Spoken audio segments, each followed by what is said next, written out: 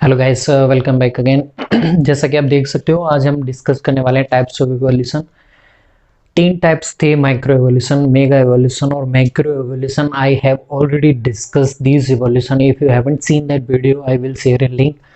Go and watch that first, then come to this topic. Okay, I have already upload this topic via some slides. So let's see what is evolution. सबसे पहले आपको पता होना चाहिए evolution क्या है। तो जाति का क्रमिक विकास है, ठीक है। क्रमिक यानी कि कालांतर में एक समय के बाद में जाति होगी वो पूरी चेंजेस हो जाएगी, क्योंकि उसने कई सारे इंटरेक्शन किए हुए हैं आपके एनवायरनमेंट के साथ में। नेचुरल सिलेक्शन किया है, कंपटीशन किया है, सबसे लास्ट में वो स्थापित हुई है। तो कई सारी प्रोसेस के बाद में जो जाति का जो क्रमिक विकास होता है उसे क्या कहते हैं आप, एवोल्यूशन। ओके, तो जाति के क्रमिक विकास को, ठीक है, अब क्या बोलते हैं, एवोल्यूशन। ठीक है, देखिए तीन इवोल्यूशन आपको पढ़ने हैं। मैं जहां पे पढ़ाने वाला हूं कॉन्वर्जेंट इवोल्यूशन, जिसे आप हिंदी में बोल सकते हो अभिसारी उद्विकास।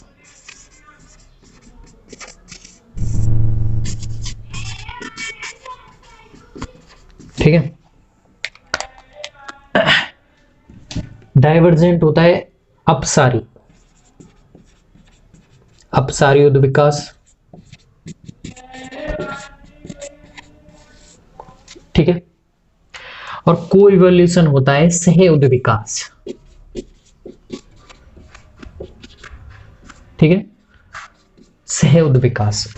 तो ये तीन का हम यहाँ पे डिस्कशन करने वाले हैं। देखिए,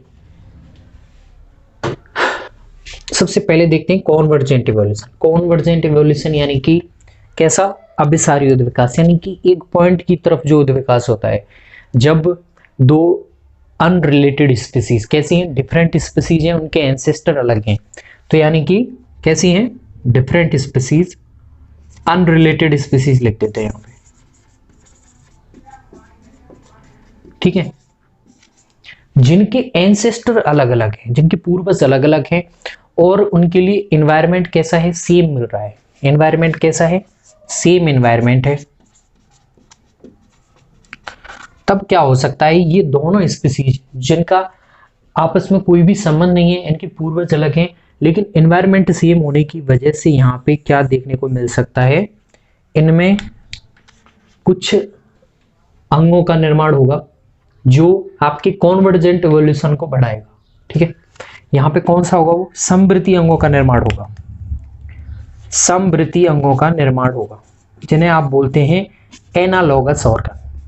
ठीक है, तो समवृत्तीय अंगों का निर्माण कौन से विकास को आगे बढ़ाता है, आपके अभिसारी उद्विकास को। क्योंकि देखिए नीचे देख सकते हैं ना, ये अलग स्पीसीज, ये अलग स्पीसीज। ठीक है, अब ये दोनों किसी एक एनवायरनमेंट में रह रहे हैं और एनवायरनमेंट का जो स्ट्रेस है वो सभी दोनों पे सेम लग रहा है, तब ये इस तरह से विकास करेंगे, एक समान अंग के द्वारा एक जैसी स्पीसीज बनने की ट्राई करेंगे। और समवृत्तीय अंग का डेफिनेशन आपको समझ में आता ही होगा कि जिनकी ओरिजिन डिफरेंट हो, जिनका ओरिजिन तो डिफरेंट है, उत्पत्ति डिफरेंट है, लेकिन कार्य है उनका समान है, तो ऐसे अंग बनेंगे जिनका कार्य समान होगा, उत्पत्ति अलग हो सकती है। जैसे आपके माने शार्क व डॉल्फिन में फिन का निर्माण। ठीक है, फिन उनका ऑर्गन है जो उन्हें तैरते समय मदद करता है, उनका जो रेजिस्टेंस है उसे वो कम करता है। ठीक है, तो ये कैसा ऑर्गन है, फिन एनालॉगस ऑर्गन है, समवृत्तीय अंग है। और ये दोनों, शार्क का पूर्वज क्या होता है, फिश होता है, जबकि डॉल्फिन का पूर्वज क्या है, मैमल्स, स्तनधारी। दोनों के पूर्वज अलग अलग हैं, लेकिन विकास है सेम एनवायरनमेंट में हो रहा है, इसीलिए उनमें कौन सा उद्विकास हो रहा है, अभिसारी उद्विकास। ठीक है, अब आगे बढ़ते हैं, ज्यादा लंबा नहीं खींच के आगे बढ़ते हैं हमारे अपसारी उद्विकास की तरफ। देखिए, अपसारी उद्विकास में क्या होगा, कौन से ऑर्गन्स का निर्माण होगा, यहाँ पे होगा आपके होमोलॉगस ऑर्गन। ठीक है, होमोलॉगस ऑर्गन्स का निर्माण होगा यहाँ पे। समजात अंग, और समजात अंगों का काम क्या होता है?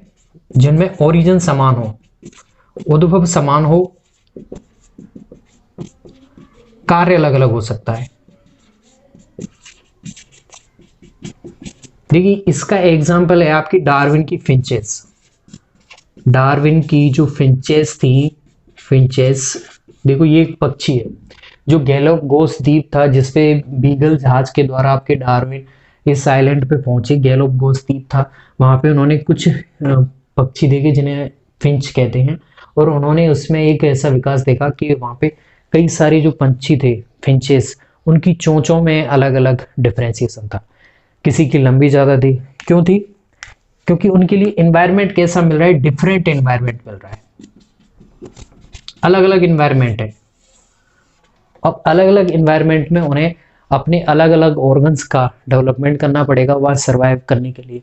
तो वहां पे उन्होंने देखा उनकी चोंचों में अंतर हुआ है। उनकी जो चोंच हैं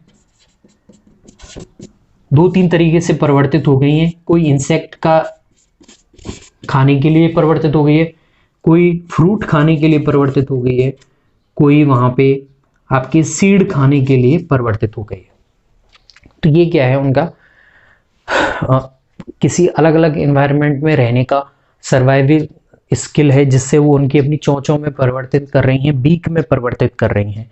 अब यहाँ पे कैसे ऑर्गन्स निर्माण है? ये किस ऑर्गन्स हो जाएगा? समजात अंग, जिसकी उत्पत्ति समान है, क्योंकि उनका पूर्वज तो सेम ही है ना। लेकिन वहां पे कैसा समजात अंगों के द्वारा डिफरेंट एनवायरनमेंट है, तो डिफरेंट एनवायरनमेंट की वजह से वहां पे ये उद्विकास देखने को मिलेगा, अपसारी उद्विकास। चलिए आगे बढ़ते हैं, सह उद्विकास। ठीक है, तो सह उद्विकास में दो स्पीसीज होती हैं। जैसे मान लीजिए ये एक स्पीसीज है, एक स्पीसीज ये है, तो दोनों स्पीसीज एक दूसरे के साथ इवॉल्व करती हैं, एक दूसरे को आगे बढ़ाने के लिए इवॉल्व करती हैं। ठीक है, जैसे अगर एक इवॉल्व कर रही है तो सेकंड भी इसके साथ इवॉल्व करेगी, अगर एक इवॉल्व नहीं कर रही है तो सेकंड भी इवॉल्व नहीं करेगी। ठीक है, तो इसी म्यूचुअलिज्म के साथ में मतलब ना, जो सह विकास होता है ना म्यूचुअलिज्म, उससे इसे कंपेयर मत करना, ये अलग है। जिसके एग्जांपल देखिए, एक तो प्रीडेटर और प्रे। जैसे मान लीजिए प्रीडेटर शेर मान लीजिए, और उसका शिकार क्या है? हिरण। अगर हिरण है वो तेज भागने में अपनी क्षमता को परिवर्तित करता है, तो शेर को भी उसे पकड़ने के लिए अपनी क्षमता में परिवर्तन करना पड़ेगा, तभी वो सरवाइव कर पाएगा, तभी वो उसे खाने के लिए प्रे कर पाएगा। ठीक है, अगर ये इवॉल्व नहीं होगा तो ये भी इवॉल्व नहीं हो पाएगा। अगर हिरण इवॉल्व नहीं कर रहा है, अपने आप में भागने की क्षमता को नहीं बढ़ा रहा है, तो शेर भी वहां पे नहीं बढ़ाएगा, उसे खाना मिल रहा है आराम से, तो क्यों बढ़ाएगा वो? ठीक है, तो ये को इवोल्यूशन है, यानी कि एक स्पीसीज इवॉल्व होगी तभी तुम्हारी दूसरी स्पीसीज उसके सराउंडिंग में है, जो उस पर डिपेंड है आपकी फूड चेन में, फूड वेब में, तभी वो उसके साथ इवॉल्व हो पाएगी। बेसिक सा डिफरेंशिएशन है, कोइवोल्यूशन। साथ में इसका दूसरा एग्जांपल हो सकता है पॉलिनेटर, जो रिलेशन होता है आपके किसमें? बीज और आपके बीज में और आपके पुष्प में। पुष्प है वो पोषण प्रदान करता है, जबकि बीज है वो पॉलिनेशन करवाती है। ठीक, तो ये कैसा है? को इवोल्यूशन वाला रिलेशन है। अपसारी उद्विकास, वापस से बता रहा हूं मैं, अपसारी उद्विकास में समजात अंगों का निर्माण होगा और इस तरह से विकास होगा।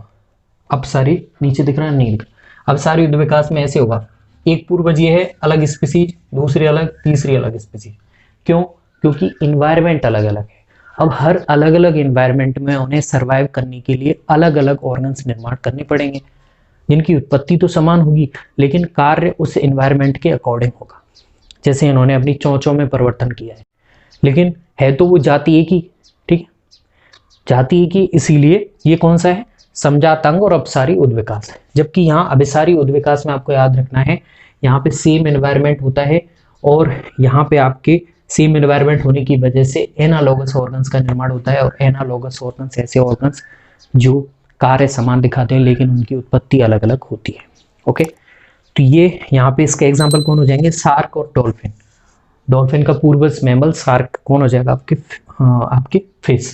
तो इनमें फिन ऑर्गन का निर्माण होता है। वो किसका एग्जांपल हुआ? आपका समृद्धि अंग, एनालॉगस ऑर्गन।